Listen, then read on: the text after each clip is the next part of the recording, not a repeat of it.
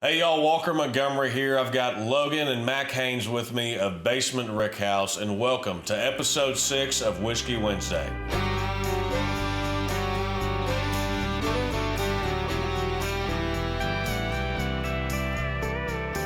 So I've already told y'all, we talked a little bit about before what this is. I basically just ask a question and then I'll let y'all roll with it. I like it. So I know that y'all can talk and tell history stories and everything. So it's gonna be a little bit different of an episode, but it's gonna be cool. But got my notes here. So let's just start out. One, not about bourbon. How'd y'all meet? I blinded her with shaving cream. Quite literally. No, we were doing a community event where we were playing capture the flag with shaving cream, and I was set to guard her and literally shoved shaving cream in her face. And you know, they say love is blind, and that was true that night. I was definitely blinded that That's night. what got you. Yeah. That's right. Yeah. Hooked us. Well, that's way better than a Tinder story. That's right. Well, that's the real story. This is the cover story. Wow. So, Wow. Really? that's right. I got. Well, how long ago was that? That was in 2007. Okay. So, Okay. been a I got minute. you. Well, on to Basement Rickhouse. You know, y'all got a really cool thing going on, and it seems obviously bourbon's so popular, but the amount of people that are doing something like y'all are doing isn't that much. You know, so y'all, it seems like y'all have a really unique thing going on. When did y'all get started with that, and what kind of inspired you to get into the bourbon, you know, tasting and all that business? Yeah, I mean, as far as bourbon goes, you know, we live in Central Kentucky, right? So we've lived here since 2010, and you know, when you live in Central Kentucky, you have two options: you can get into horses, or you can get into bourbon. Right. And our HOA wouldn't allow for a horse. So And I would not allow for one either. that's right. So we got into bourbon, and just like so many people that get into bourbon, we started doing all the tours and everything. And we didn't have any family at that time that lived close. So anytime family would visit, we'd take them to a distillery because we've got, you know, 15 of them between, you know, here and an hour. So, and it got so, you know, frequent that, you know, anytime friends or family would come, we'd be that annoying couple back in the background going, yeah, but they didn't tell you this story. Like, and you know, so tour guides hated us. And so had a buddy that worked at Buffalo Trace, and he said, you know, you guys, you know, basically live here anyway. Why don't you know, come give tours? And so I went to go volunteer to give tours at Buffalo Trace, and they said, oh no, we'll pay you. I was like, even better. So, you know, just as a hobby, started giving tours at Buffalo Trace and a couple Saturdays a month. And then, you know, about a year into doing that, this was 2015, about a year into doing that, same guy said, hey, you know, why don't you try out for the tasting panel? And I said, the what? He said, yeah, we've got a tasting panel that the tasting panel basically approves everything that leaves the distillery in a bottle. Like, say less. I'm in, right? Yeah.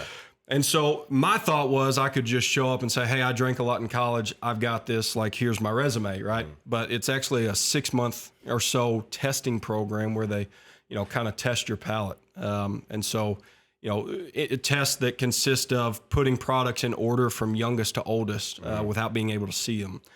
Product identification, you know, this one's Eagle Rare 10-year, this one is you know, Sazerac Rye, so on and so forth. And so it's pretty strenuous, but, you know, it was a job that I was willing to take home with me, which I did, which is really what kind of trained Mackenzie in that as well. You said she's got a better palate than you do. She does, yeah. Yeah. So I started just, you know, having people come over, and we had a bunch of bottles from going on all these tours. And so I wanted to make sure that people were having a good experience, especially if they weren't really that into bourbon. We were kind of younger. It wasn't really a bourbon scene at that time whenever we were doing that. So we were introducing people to bourbon a lot. And it was really fun to be able to introduce people in a way that wasn't hoity-toity or uptight. And it was just people hanging out in the basement, having some drinks together. And so I started pairing together different drinks and food to really kind of give somebody an experience. And then when Logan had homework to do, I was a very supportive wife, here for him completely. And so he would come home and have different tests that he needed to do. So we'd pull bottles down and we'd run through those tests, and he'd get a little, you know, frustrated sometimes. So he'd turn it on me. And so then I got to do those practices as well. And so kind of went together along learning those different pieces. And then once we got further into it, I decided that I wanted to get something behind my name. Just he was on the tasting panel, so I went and became a certified bourbon steward. And so I went through the training and the testing to get that. And then we followed up a couple months later and got the executive bourbon steward together. Yeah. It's pretty fun. That's something that I would think a lot of people don't really think about when they're taking a tour or something, or they're signing up to go to Buffalo Trace, is the amount of work that the tour guides and everybody who's working there actually put into it, because you'd think that if you're doing a tour, a little bit about the history, or you just love bourbon. Right. But instead, they actually know. I mean, like you said, that you can almost blind taste a bourbon, which I think after a few bourbons would be hard. Yeah. Yeah. But that's a pretty impressive. I didn't even know that. So that's a pretty impressive thing. Yeah. You either, got to be pretty smart giving a tour, you got to be full of crap, so fortunately I was both in some instances. So. Hey, there's nothing wrong with that. That's right. So when did y'all start getting into, you got Basement Rickhouse? When was it like, okay, we're doing this, we've got all these bourbons, we know a lot about it, might as well make some videos? Yeah. It was complete accident. And surprise. Yeah. Well, for her. me. Yeah. So we bought this house in 2019, and I used to be a builder in Western Kentucky. I was a kitchen designer. So I had that kind of, handyman mentality of wanting to build something and create something out of nothing. And so we were shopping for this house, walked down in the basement, and it was a blank slate, right? There was, there was sheetrock, but that was about it. And so immediately in my mind, it was like that, Rain Man scenario where you see something that's not there. I saw the bar and I saw the barrels, and, as a husband, communication is my strong suit. And so I communicated half of that to her, which was the bar half. And so, bought the house and immediately went to work of starting to build this bar. And, our goal was to have somewhere that we could host friends and family and just to hang out. And, got the bar done, started on the Rickhouse, which she knew nothing about. I painted the wall black, and she's like, "Why are you painting that black? That looks like crap." I'm like, "Well, just wait, Trust me. And so as I was building this, we'd put the kids to bed, and we'd come down here and try to hammer very quietly, and as we're building this thing. But as we were doing it, I was posting pictures on these bourbon Facebook groups, and people were, really intrigued because it was something they hadn't seen before, something that was kind of unique. And they said, "Well, you gotta start a TikTok, or you gotta start an Instagram." And I was like, "That's cool. I'm not a dancing teenager, so I don't have any idea what that is." But we got it done, and we were hosting a mixology class for just a group of friends down here. Had cocktail tables set up, hired a mixologist to come in just to teach 3 cocktails. Yeah. And it looked really cool. Everything had just been done. And I figured out, how to film one video, just walking down the stairs, panning the bar, and I figured out how to upload it to TikTok. Didn't say anything in it. You didn't see me in it. It was just literally this, and that was it. And uploaded it. Didn't even tell Mac about it. Woke up the next morning. I'm like, "Hey, guess what? We're on TikTok." And she's like, "Shut up." Like, "Oh, no, we really are." And so I'm sitting there trying to figure out how to pull up this video that, we uploaded the night before. I look at it, and it had over 100,000 hits. I'm like, "Well, that was cool," So the endorphins kind of kicked in. And, at that point, I had left Buffalo Trace. Yeah. COVID happened, and it was always a hobby job. And so it became wiping down handrails and stuff like that. And, at that time it was understandable, but, But if he was going to be doing some cleaning on a Saturday, it needed to be at the house and There not you at the go. hobby job. Not at the Buffalo Trace. Right. yeah. So I left that, and, once that video kind of went crazy, started telling little 1 to 3 minute stories, and it just took off. Paul Harvey was a hero of mine growing up, and I think he's the greatest storyteller. So we just kind of brought that to the bourbon and the whiskey industry. There's so many great stories behind every single one of the bottles that you see in a liquor store. Yeah. Whether it's a new story or an old story that goes back hundreds of years, there's a good story behind it. And so we want to kind of capture those stories, highlight some of the lesser known stories, and just share the people, the passion, the history, and the science behind it. Yeah. Well, and they need to be told too, these stories. And one thing we were talking about, you don't give reviews. You've never given a review. Why is that? Because it seems, if whether you like a bourbon or you don't like a bourbon or whatever it is, it seems it'd be natural to be inclined to, Sure. if you don't like it, maybe talk some smack about it. Be like, "Oh my God, this is terrible. Throw it out. Yeah. Don't buy this." Why do y'all not give reviews? It's one of the, I guess, more common things that you see in the bourbon social media game is reviews. And listen, we don't knock people that do reviews. We're certainly not doing that. We just have a different mindset of it. You know, we look at palates, you know, your taste, very similar to like, you know, colorblind, right? Yeah. You know, your producer is colorblind, right? Colorblind people, it's typically not black and white, right? You know, it's you know, they're muted on certain colors. Well, palettes are very similar. So if a colorblind person looks at a painting that is, you know, an ocean scene and they're, you know, muted to, you know, the blues and the greens, colorblind person may look at that and go, it's plain. I don't like it. You know, there's nothing to it. But somebody that is, you know, maybe more muted to reds and oranges may look at it and go, that's the most beautiful painting I've ever seen. Palettes are a lot like that. There are certain flavors, certain flavor profiles that are very exaggerated for some people. And for the person sitting next to them, it's the exact opposite. And so reviews are so subjective. So that's the first side of that. The other side of it is because they're so subjective, they don't mean anything, right? You know, if you have some idiot like me that gets on the internet and says, you should never buy this bourbon because you're going to taste X, Y, and Z, who are you to tell me what I'm going to taste? Who are you to tell me what I'm going to like, right? And so to me, having been at these distilleries, having worked at a distillery, you know, if you have somebody that gets on the internet and starts bashing a brand, you know, that's a security guard.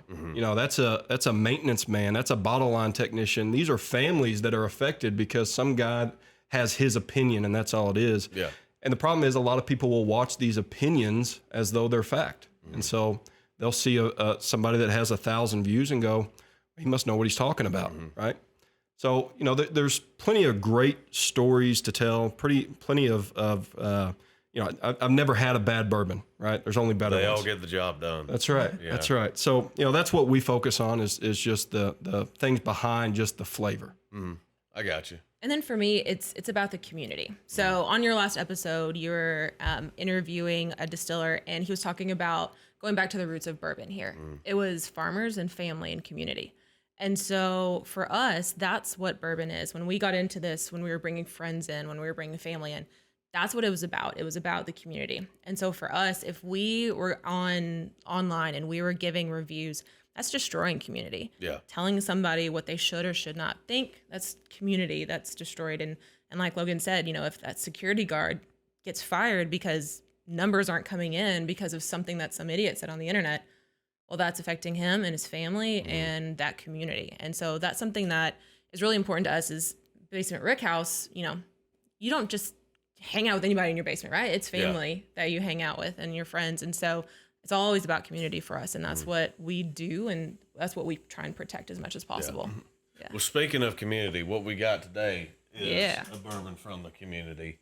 100%. And tell me about that here. Y'all can hold that. It's yours. Yeah.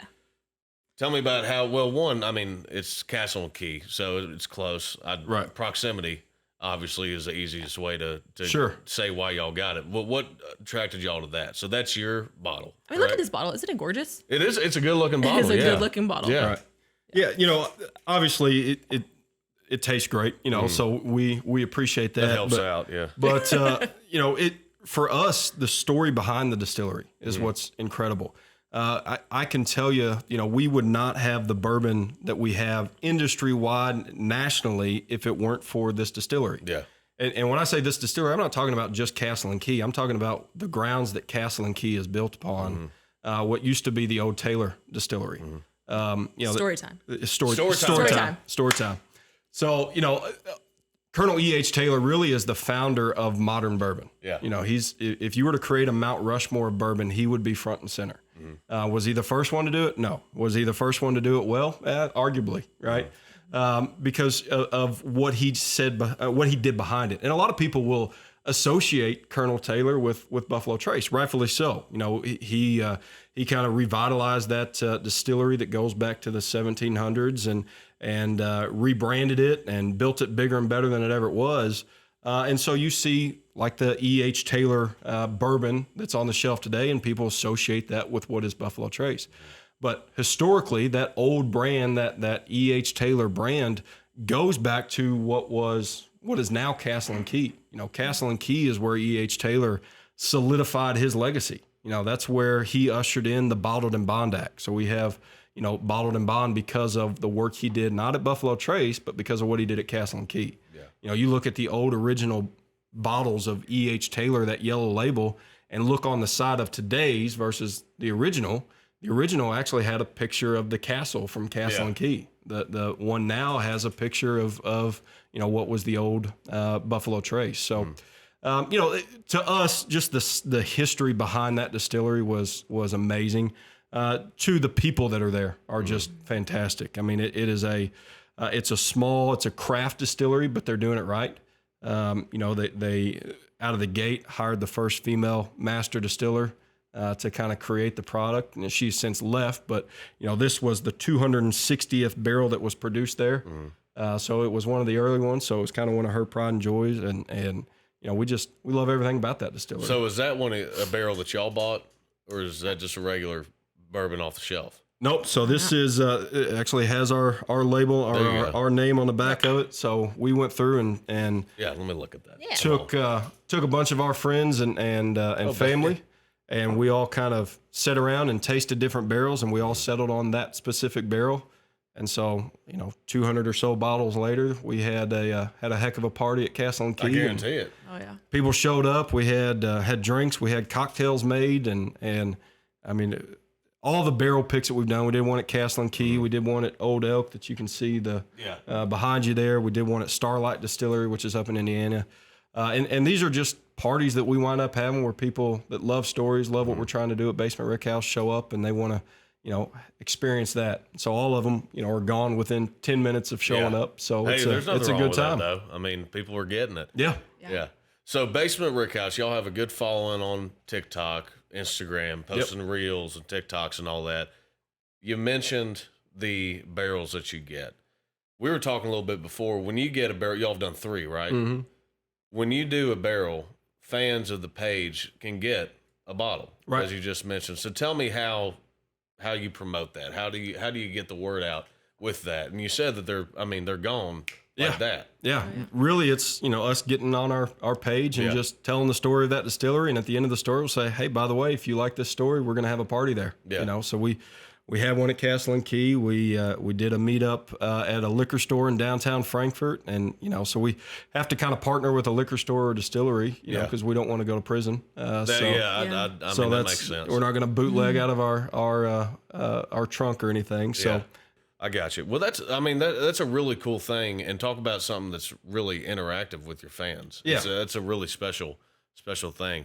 And also when we go to the distilleries to pick these, Logan is trained, right? Yeah. He knows flavors, he knows how to find the right ones.